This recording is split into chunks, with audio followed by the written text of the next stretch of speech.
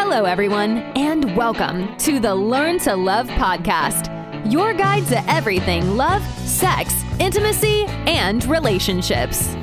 Each week, your host, Zach Beach, interviews new experts on love, including couples therapists, relationship coaches, sex educators, and best-selling authors.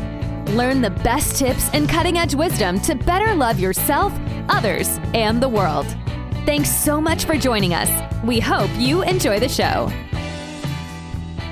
Welcome to the Learn to Love podcast, everyone. I am your host, Zach Beach, and I'm here with the incredible professor and researcher, Aaron Ahuvia. Hello, Aaron, and welcome to the show. Hey, Zach. It's great to be here. Today, we are going to be talking about loving things. And for those that don't know, Aaron Ahuvia is a professor at the University of Michigan Dearbron and the world's leading expert on the psychology of love when people love objects, activities, and all sorts of other things. He has found that by looking at love in these unusual contexts, you can get some interesting insights into the nature of love itself and better understand all forms of love, including the love of people. His popular book, The Things We Love, How Our Passions Connect Us and Make Us Who We Are, has won the distinction of being an editor's choice and best nonfiction book on Amazon. How are you today, Aaron? I'm doing really well. So I'm so excited to have you on. We've had over 100 podcast episodes all about love, but they've all been about interpersonal love. So I'm super excited to ask you all about what it means to love things. And I often think about a saying by the Buddhist teacher Chogyam Trungpa that everyone loves something, even if it's just tortillas. I love that. I love that. And I've heard you say that earlier. And I do talks about this pretty often. And I now have a slide in my talk quoting that, quoting that saying because it's so beautiful for what I do. Yeah. And I love it too because it expresses how as human beings, we all have an innate capacity for love. We're wired for love. And even the most grumpy curmudgeon of individuals all love something.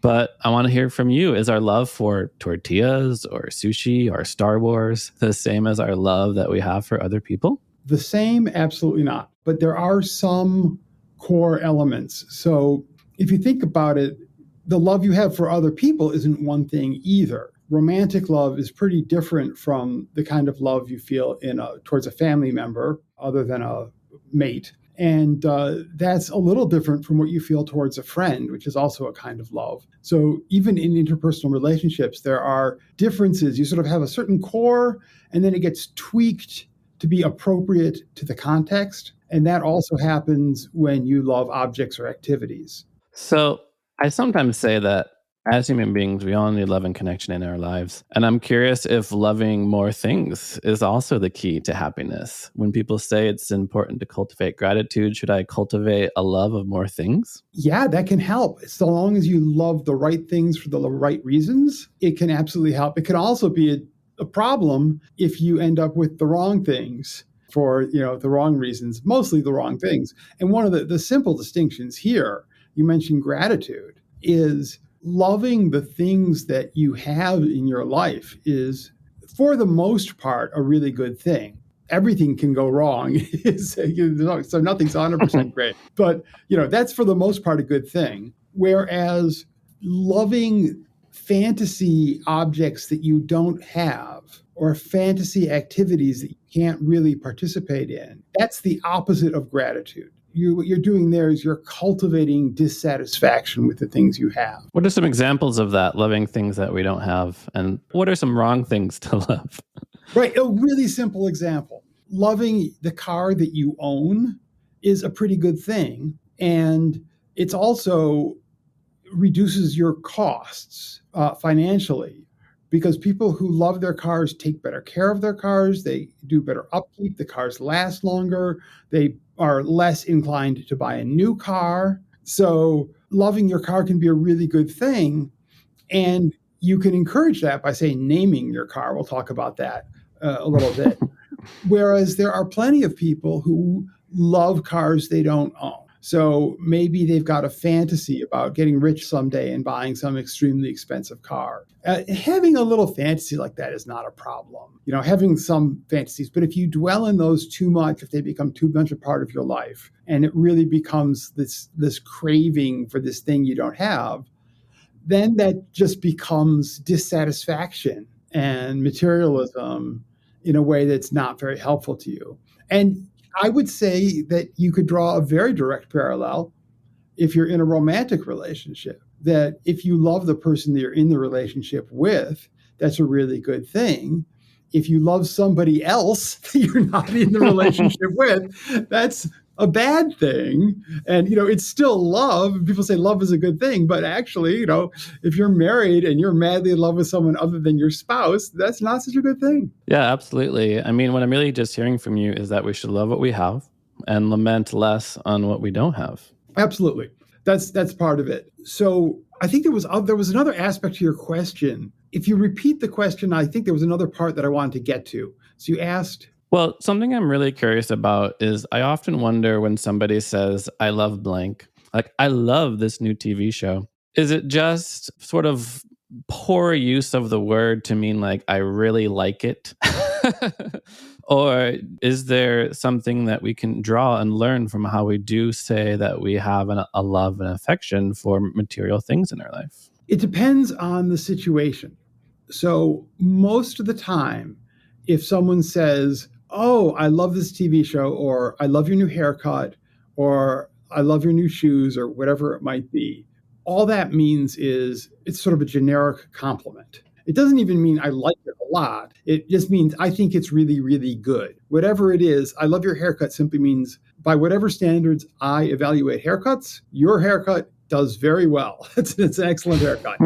It's not the same. However, some of the time when people say I love things, they really mean it. And so it's not a rule that either that means nothing or not. I would also add that there's something to learn from even the situations where you say, oh, I love your haircut, and all you mean is nice haircut.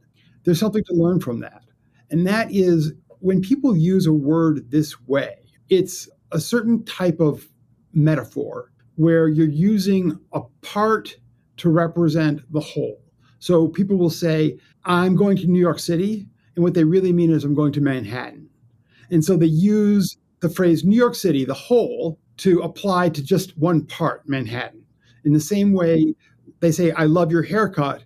The whole of love involves a lot of things, but there's one part of it, which is this sort of high evaluation, right? I think it's really excellent. And so we can learn that that's part of love. And we also see that the reason people say New York when they mean Manhattan is that Manhattan is a particularly important part of New York.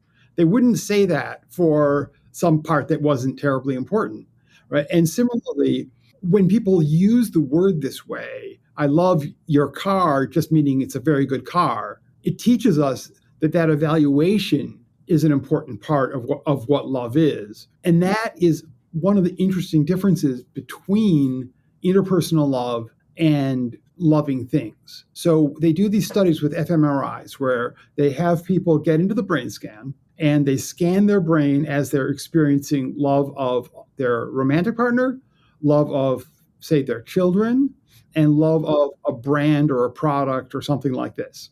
The part of the brain that is evaluating and judging how good something is much more active when you love a thing than it is when you love a person. It's not that we never evaluate how good a person is, especially if you're in a dating relationship. That first date has a lot of evaluation going on in it.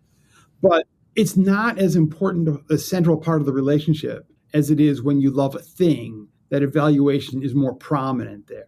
Yeah, it's so interesting hearing from you because I almost think about how companies, brands, and products do almost co-opt our need and desire for love. Like you might see a billboard that has a picture of a phone and it says, your next true love, or something like that. So it does almost seem negative to like say, oh, this thing is going to fulfill you on a deep level, particularly if it's just a business who seeks to make money off of you. I agree. I think it can be used in bad ways in business. When businesses use love that way, we call it brand love. They want you to love whatever their brand or product is. In general, I think that it's a good thing for businesses to focus on brand love, although it's not strategically wise for every business to do that. One of the things I do in consulting is I help businesses figure out whether brand love is really a good goal for them, because it is for some businesses, it's not for others. But one of the first things that a business needs to do if it really wants consumers to love its brand is it has to make sure its products are just great. They're really excellent. Because that's what we were talking about just a second ago, how that evaluation, it's not all of love. It's not the most interesting part of love. But for a product or a brand, it's the first part of love. And if you have a product or brand that is sort of mediocre and you want people to love it, you do not pass go. You do not collect $200 with that mediocre product. You first, is just to get into the game, you have to make sure that you've got something that's really good. So it's a way, getting companies to care about brand love is a way of motivating them to really produce excellent products. And it also motivates them to treat their customers well. Having said that, you are right that there is sometimes a suggestion that the things we love are going to fulfill us on the same deep level. And of course they don't. You're absolutely right that they don't. For most, they can't substitute for people.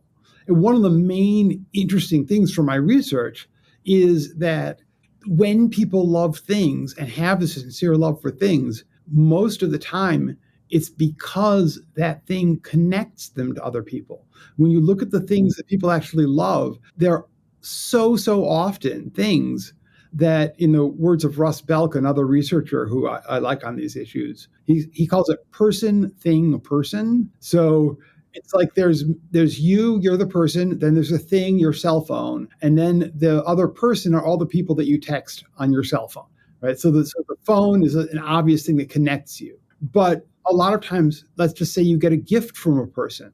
The gift connects you. It's not as functional as a phone, but it connects you to the other person. There's you, and then the gift connects you to the person who gave you the gift.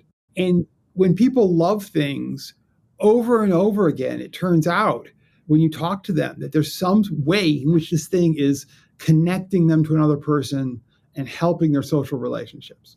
I love that insight. And I've been waiting to say that this whole time. But no, I really like this idea that when people love things, it's because it's a thing that connects them to other people. Like you might say, oh, I love coconut oil because I love using it on my partner. And something like that. That's really funny. That's really funny that you would say that. I don't know if you're going to want to. I probably shouldn't include this, but I will anyway. And it's just a funny story. When I was in high school, to make a long story short, my parents were gone for a long weekend, and I had a girlfriend over, and we were giving massages involving oil, and the oil spilled on a wood floor. And I don't know if you've ever seen what happens when... Yeah, it'll stain it. It stains it. And so I was like, oh no, what do I do? And then a friend said, well, the thing to do is just to oil the whole floor, because that way it'll all look consistent and they won't notice it. So I oiled the whole floor. My parents came home and they were like, WTF, what's up? Of course they noticed. The whole floor was like this gleaming oil thing. They're like, what happened? And I'm like, well, I oiled part of the floor, and I guess I just felt the smartest thing to do was just to oil the rest of it. And that was my explanation. Yeah, I love that story. We might have to take it out. I'm not sure if it relates, but it's a very interesting story. I'd love to hear more about your escapades as a younger kid.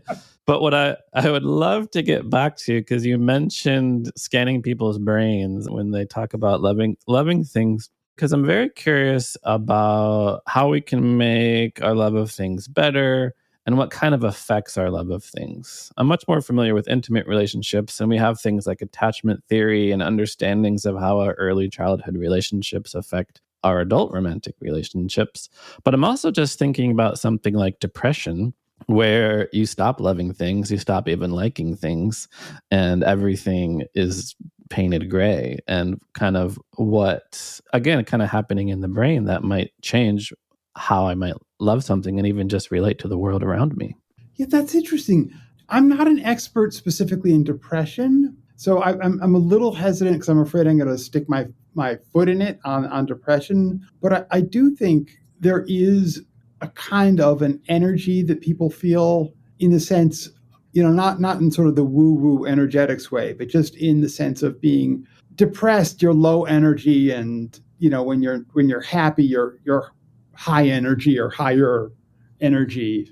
And that energy can have a really nice cycle with things that you love, objects, and also a lot of activities that they are energizing. And I would say that if you're depressed, it's certainly a safe try if there are activities that you love to get off your butt and go and do them as a way of hopefully, it might not, I'm not saying this is going to cure your depression, but it certainly isn't going to hurt. And when people are depressed, they don't want to do anything, as you were saying, right? The inclination when you're depressed is just to sit there.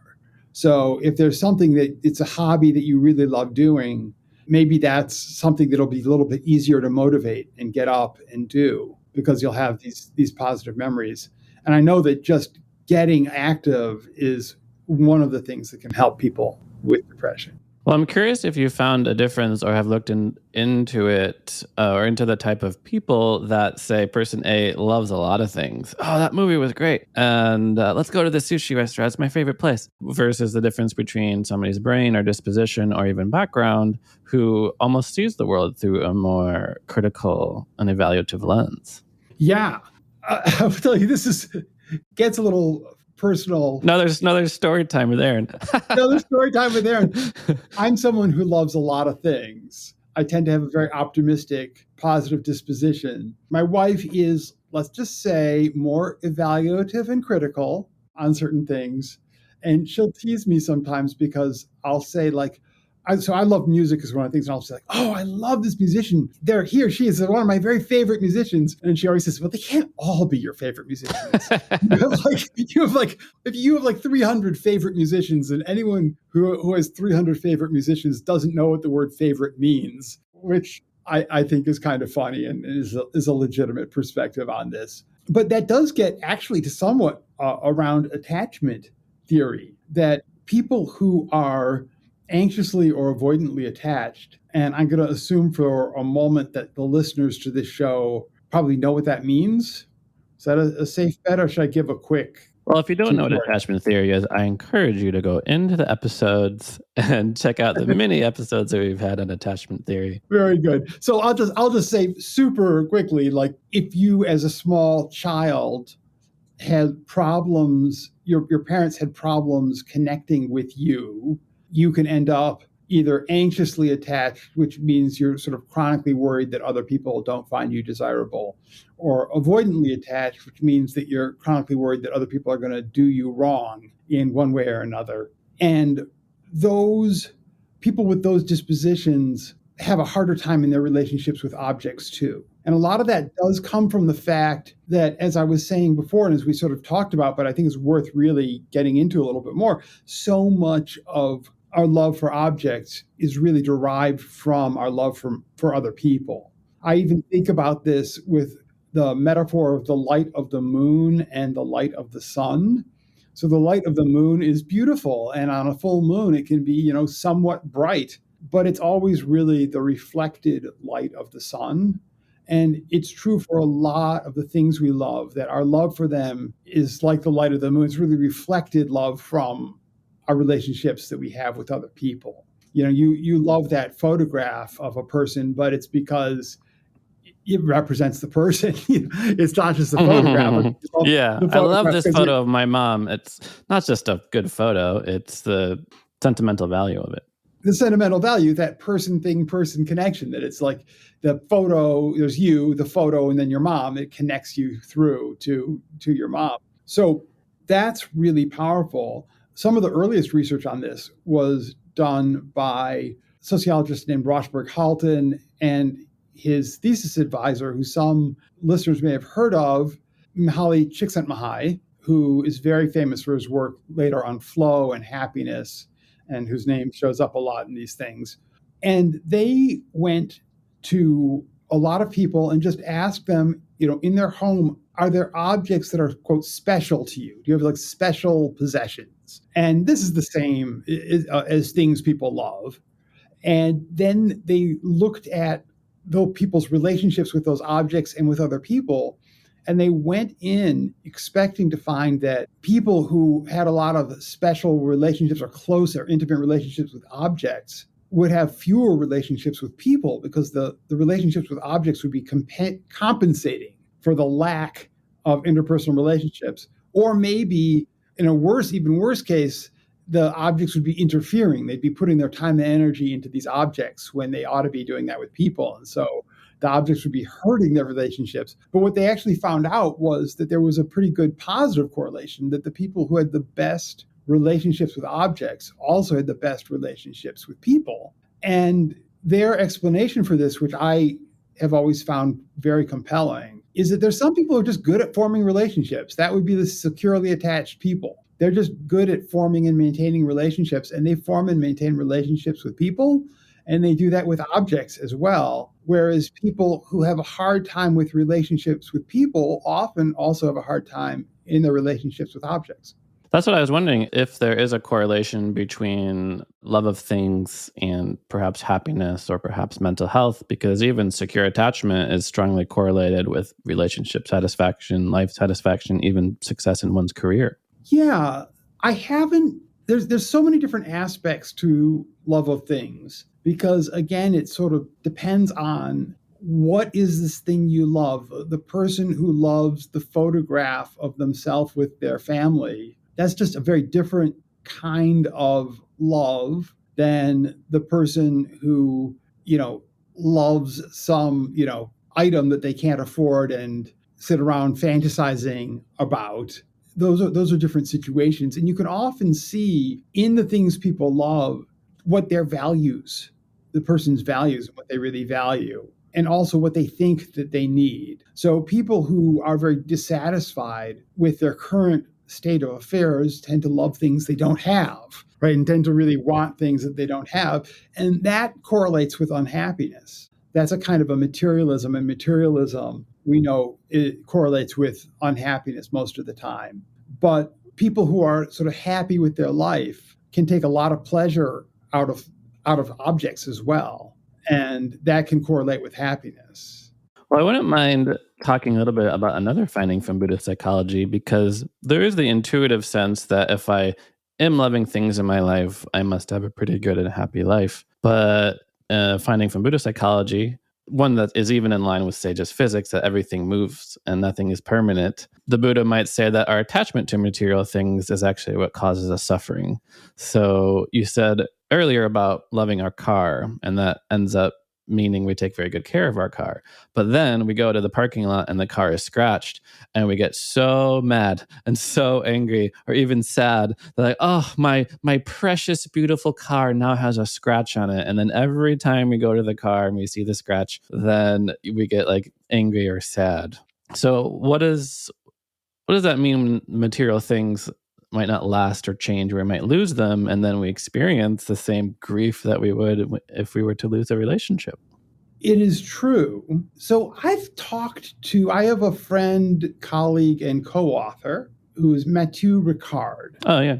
You're familiar with him? Mm-hmm. Great. So Mathieu Ricard, for those of you who aren't familiar with him, started life. He's French. He got a PhD. He was a scientist. Went to India, got very interested in Buddhism, became a Tibetan Buddhist monk, and made that his full-time life from then on. And he's very involved in a lot of the research on Buddhism and meditation, and particularly the research on meditation.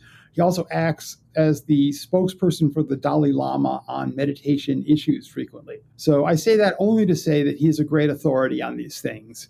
And I've asked him about this attachment issue, not as much as I would like, but I have maybe a story also, and some words from him. So the problem that you mention with the car is a real problem. It is also the same problem you have with people. If you love somebody and they die, you're going to be very, very sad. it's not a good reason for not loving people. Loving people is a really good thing in your life. And the fear that something somehow might go wrong is not a really good reason for not enjoying that richness in your life. But what you want to cultivate through Buddhism, or at least through meditation, as I understand it from Mathieu, are a couple different things. First, he explained to me succinctly, nothing is a problem unless it's a problem, which means that if you love an activity and you just get a lot of richness and joy out of doing that thing. So I love mountain biking. If I got injured and was unable to go mountain biking, I would be sad about that. But it's not a good enough reason not to really enjoy mountain biking, because it really is a worthwhile activity. And you're never going to enjoy anything if you take that kind of attitude, because there's always, as you say, this risk of losing it. But what you hope to get out of meditation is enough insight into yourself that you can separate out attachments to activities that really serve you, that keep you healthy and give you joy and help you connect with people and are sort of really serving you in that way, from attachments to activities that are not serving you, but you may also, you may also engage in them. So to try and do some discernment around that is one of the things. The other thing is to have the ability to minimize the pain of those losses when they do occur. So ideally, you would enjoy the positive thing. You'd enjoy loving your car while you had it. But then when it got the scratch, you would be able not to dwell on that and not have that diminish your relationship and not to have that be a big problem for you in your life.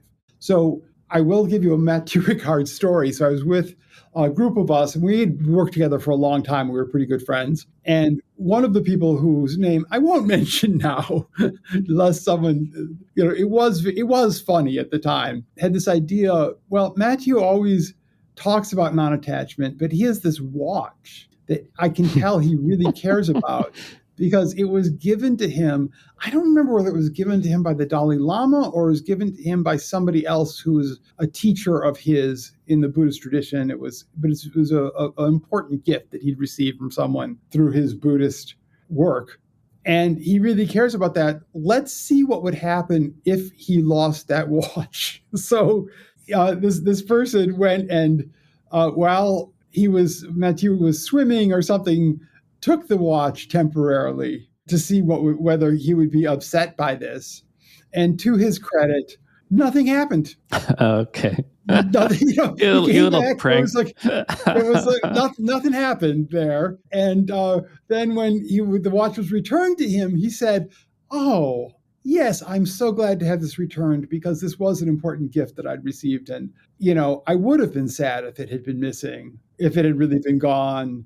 And, it is something that it's meaningful to me." But he was able to handle the loss without it, didn't even ruin his day. It didn't seem to ruin his 5 minutes. So I think that's maybe the model of non-attachment. You little monk pranked. Put him to the test. Let's see how non-attached he really is.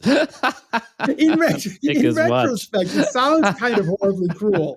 And maybe it was a little cruel. But at the time, we were spending a lot of time together on a retreat. And it was kind of funny. Yeah. No, I love it. I love what you're saying. That was a key piece I was even hearing from you earlier on the importance of discernment. You mentioned that loving things is good, but we want to make sure we love the right things for the right reasons. And loving our activities are good as long as they're life-serving, joy-serving activities. And if there's activities that are creating sadness, grief, pain, suffering, those are things we can think about letting go of. Absolutely. I would also say, with regard to this issue of non-attachment and objects, that there are two good ways of relating to objects and one bad way. And I'll run through all three very briefly. So one good way is the sort of traditional non-attachment, and that is you just don't care about them very much. And if that's you, I think that's totally fine. I wouldn't change that. So if, money just doesn't matter to you that much, that's healthy. If you are content to live simply and you don't think about objects and what you'd like to own that you don't own a lot, because you just don't think about objects very much. You don't think about possessions. It's not a big part of your life. Your mind is on other things. That's great. And I encourage you to focus on perhaps activities that you love doing and how you can spend more time in those activities, and relationships with other people that are important and how you can make those relationships stronger, and really put your energy there. And that's wonderful. So that's good. The bad approach is, as we were talking about a little bit earlier, this constant craving that what I have isn't good. I need more. If I only have a little more here or a little bit there, if I only owned this or owned that, if I was only able to go to this resort or that nightclub or whatever it is that you've got in your head, that's going to really, help me. And that's where my happiness is going to lie. That whole approach does not work very well. There's a lot of research on materialism. People who have that approach have a very interesting relationship, by the way, to things that they love, because they don't, as I said earlier, they don't really love the things they own. They tend to be horribly disappointed in the things that they own. And they enjoy possessions the most before they buy them, which may seem bizarre, but what they're actually enjoying is the daydream of how wonderful it will be when they have this thing. So they get pleasure out of that anticipatory daydream about it. But then as soon as they buy the thing, it never really does what they hope it will do.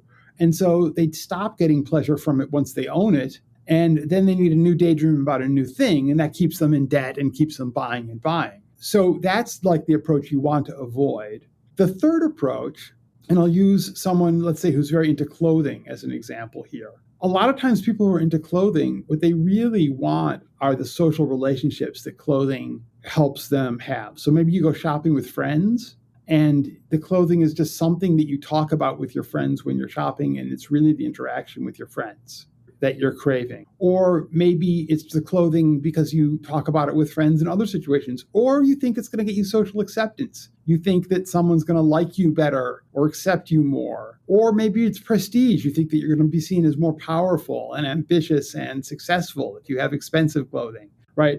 All these other kinds of things. What I would recommend is trying to find friends who are going to support you in a more creative relationship to clothing. So the secret here would not be, like, one option is to say, okay, don't get attached. And that means just stop caring about clothing. But if you like clothing, you don't want to stop caring about clothing. You like clothing. So maybe the secret for that person is to care about clothing more. Like, what would happen if you cared about clothing so much that you wanted to design and make your own clothing? It would take you a year to learn to design clothing, then get the fabric and cut it, and learn to sew is a whole project. It's quite a skill. And there are groups in every town where people get together and they work on knitting or other kinds of sewing projects together. So make social relationships around an engaged, creative connection to the thing that you love. And I think you'll find that your love for it can really deepen, and you also save yourself a lot of money because you, instead of shopping constantly, you're involved in this deeper, more creative, more connected way. So to summarize, we have two good ways and one bad way. The two good ways was traditional non-attachment and then making a social relationship around the loving things. And the bad way was the constant craving. The bad way is the constant craving. The first good way is the non-attachment. I don't care about this kind of approach. The other way is an active engagement with the thing, but one that tries to serve your needs as a human being. And those are going to be needs for relationships with other people, so that you really are using it in an effective social way to have relationships with people. And then people do this all the time. People who love playing board games and use the board games as a way to connect with other people, right? So, find a way to do that, but also something that feeds your creativity, because that's another thing that we really need as human beings. And a lot of times people with a hobby like shopping, it is a creative hobby. People who aren't interested in shopping don't appreciate this. But like clothes shopping is a very creative activity in that you're always thinking about creating a sort of an ensemble of items and how they might work together. But what I'm suggesting is that's also very expensive. So maybe focusing your creativity in a way like learning to make the clothing yourself that is going to really help you grow and become more skilled. And it doesn't mean losing that connection to the fashion that you are interested in, but it becomes a more creative, generative connection to that. So, listening to you, I'm very curious if you have any insight around things that we start out loving, but then end up hating, most often due to like an overexposure. So maybe we love a song the first time we hear it, but then we hear it so often we end up hating it. When you talk about even like mountain biking and other things, I'm reminded of hobbies that we really enjoy on the side. And we think, oh, I love this so much. I am going to earn a living off of it. I'm going to spend 40 hours a week doing this. And then you end up kind of hating it because it turns into a job and you don't have the joy of doing it that you once did. So curious, like why that happens, how it happens, and how you might make sure it doesn't happen. Yeah. So there's a couple different things there. So one worth noting is that there is a very dependable general pattern that has to do with why we enjoy certain kinds of things. This would apply to a lot of stuff. It applies to songs that you hear, books, television shows, movies, foods that you eat, all sorts of things like this. And the general pattern is it's really visible with songs. I use that as an example a lot. So the first time you hear a song, occasionally you'll love it the first time you hear it. Pop music is really made so that people will love songs the first time they hear them because that's how long you've got to get the listener's attention. But a lot of times with songs, they grow on you. So first time you hear it, you like it a little bit. And then as you hear it more, you come to like it more and more. And then at a certain point, you really love it. But then it starts to go the other way. And as you hear it more, you dislike it until eventually you're sick of it. And then it becomes like painful. Like I never want to hear that song again. That pattern, I talk about this in the book in more detail. So if you're interested in a little more detailed explanation of why that happens, I've got a whole chapter on it. I'll try to give you the very quick version. Basically, your brain wants to learn from whatever that stimulus is. And the first time you hear it or hear a new song, your brain hasn't made enough sense out of it yet to really enjoy it. So as you listen to it more, your brain gets more familiar with it. It can hear it in more detail. It notices more things, and it's really learning a lot. And the pleasure you get from listening to that song is the reward your brain is giving you for its experience of learning something. But as you listen to it again and again, the brain's already learned all it's going to learn. It's not getting new information or new knowledge or growth. You're not growing as a person that way by listening to it. And so your brain starts punishing you and saying, no, give me something else. It's like a sponge. I've squeezed it dry. I'm not getting any more out of it. I'm just squeezing and squeezing. There's nothing else to get. And so you get this pain of being sick of something. There's a couple lessons there. One lesson that I think is very important is that you learn to like things. And a lot of the things that give you the most pleasure in the long run are things that you have to try several times before you come to like them. So it used to be that people listen to entire CDs. Now, often we're streaming and we use playlists. But back in the day, if you put on a CD into a CD player, what you might have noticed is you bought the CD for one or two songs that were the hits that you thought you really liked. And then you listened to the whole CD a lot of times because you wanted to hear the hits. And then you noticed that your favorite songs were never the hits.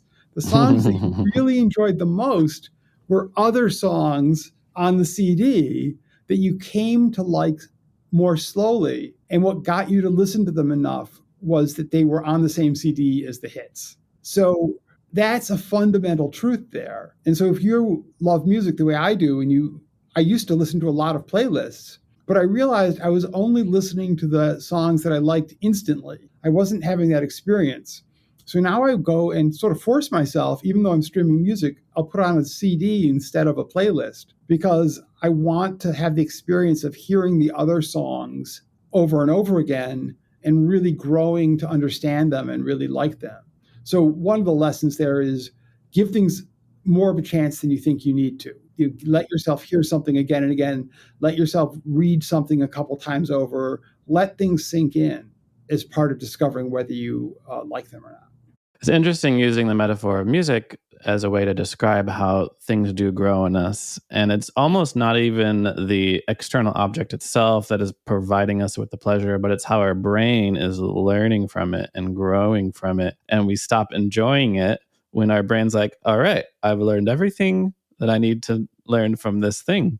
And I'm almost kind of curious because I do think of pop music, which almost seems specifically designed for you to love it immediately and then forget about it soon so that you can then become another consumer for the next popular music that is going to come after that, like Cotton Candy or something. And it almost reminds me of, I do feel like in today's society, we do live in almost a throwaway culture where we just consume and consume products and we almost savor less and appreciate less and are always moving on to the next thing.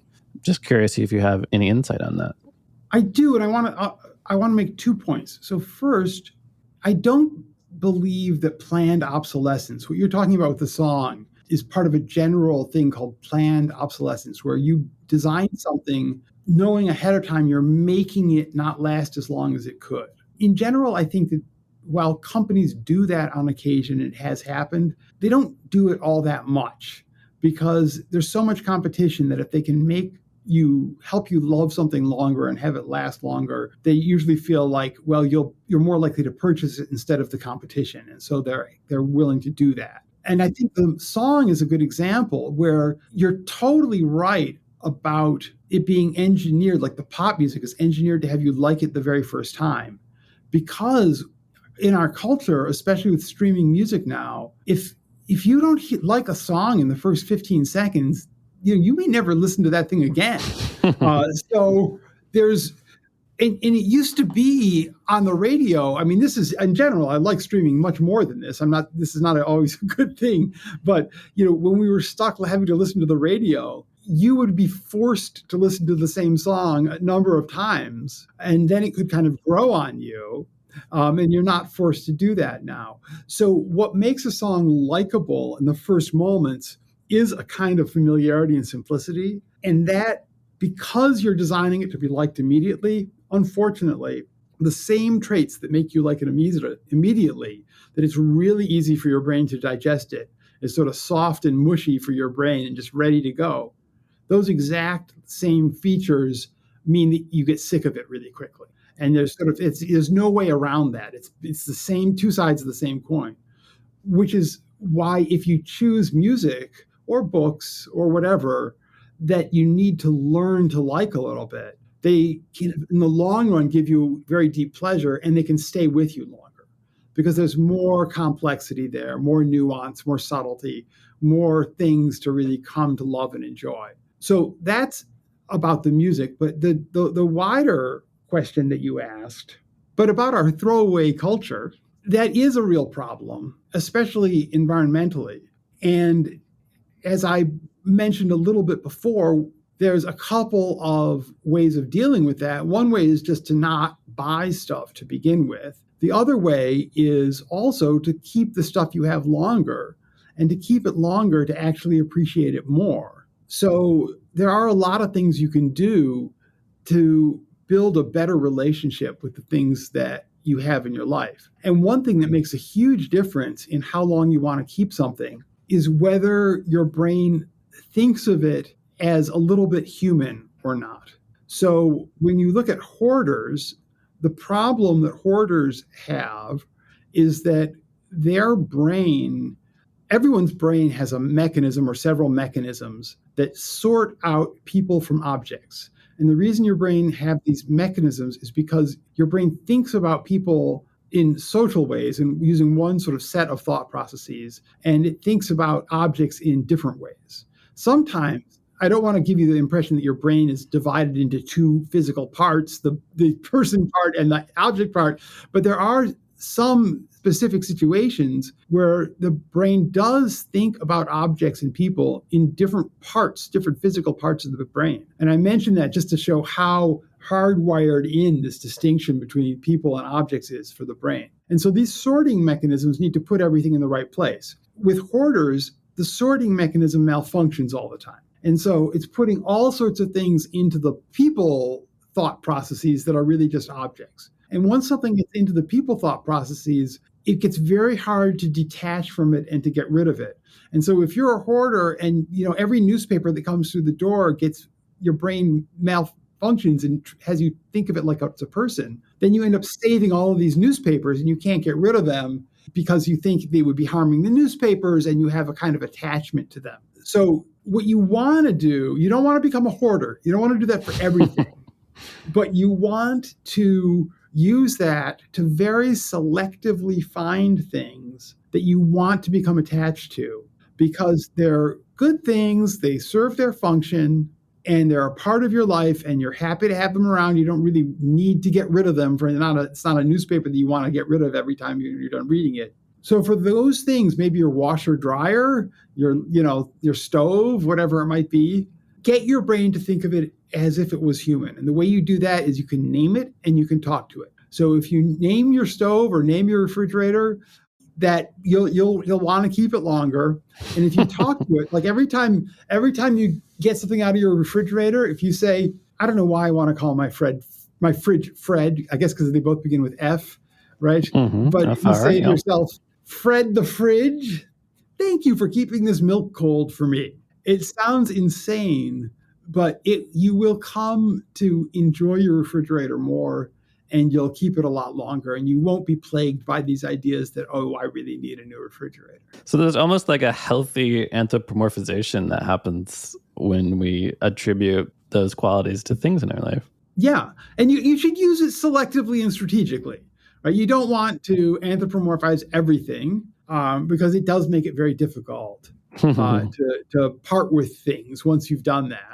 But it's a nice way of reducing the throwawayness. And I think another aspect to that is when you do need to buy something that's good enough that you're going to want to keep it. So I'll give you an example from a conversation I had with my wife. So she was like showing me new shoes she had bought in a very classic married family conversation. I was saying to her, you seem to have a lot of shoes. Why are you buying more shoes? And she says, well, those shoes hurt and they don't really fit my feet quite right. And I don't like walking in them because they're uncomfortable. And I said, well, if they were uncomfortable, why did you buy them? She said, well, they were on sale. It was such a good bargain that these things were on sale. And I said, what about the shoes that you just brought home? And she said, well, these are also on sale. That's why I bought them. And so we talked about it and we decided that what she should do is, instead of buying shoes that are on sale, go ahead and spend full price to get the right shoes. Shop for them, figure out what you need, find them, buy the right shoes at full price, and then be happy with them and not feel the need to constantly be buying more shoes. So you're investing more money up front, but you're saving a lot of money in the long run because you're getting the right thing and you're not needing to replace it constantly. Yeah, I feel like the alternate title for your book is like Aaron Ahuvia's Consumer Tips for buying the things that will bring you joy and not buying the things that won't.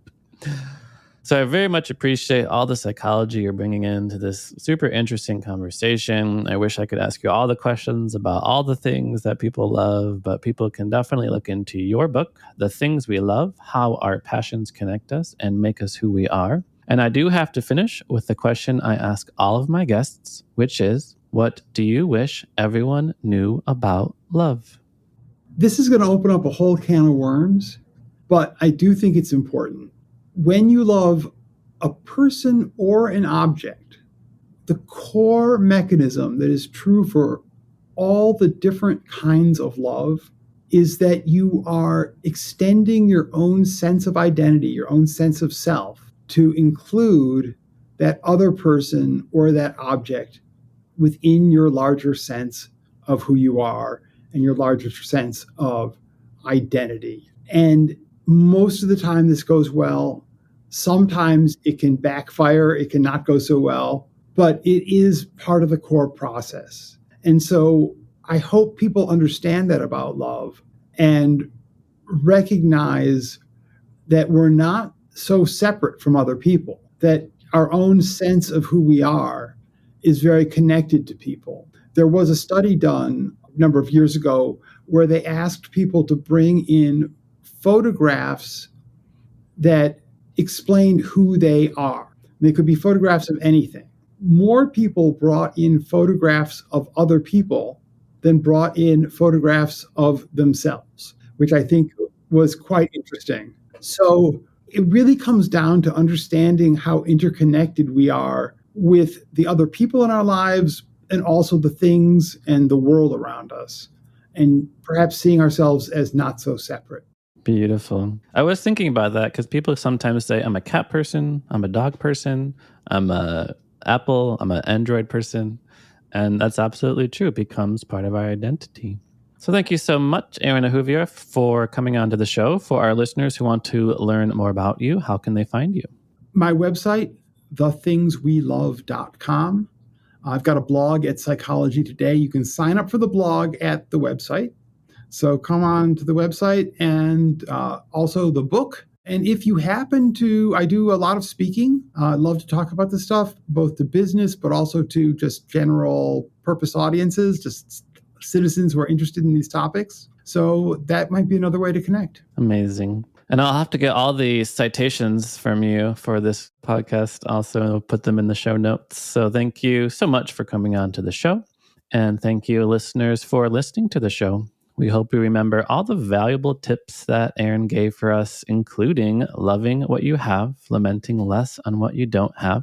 And a lot of the times when we love things, it's because that thing connects us to other people. There are good ways to love things like traditional non-attachment, but also looking at the things that serve your needs as a human being, like creativity and social connection. And the things that give us the most pleasure tend to be those that take time to grow in us. And it's important to buy something that's good enough. You want to keep it for the long run. And the things that we buy and the people that we love become part of ourselves, part of who we are.